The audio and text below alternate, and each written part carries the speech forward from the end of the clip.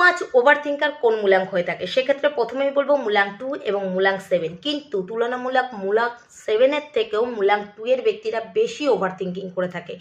এরা ছোট্ট সহজ বিষয়টাকেও জটিল আকারে স্থাপন করে।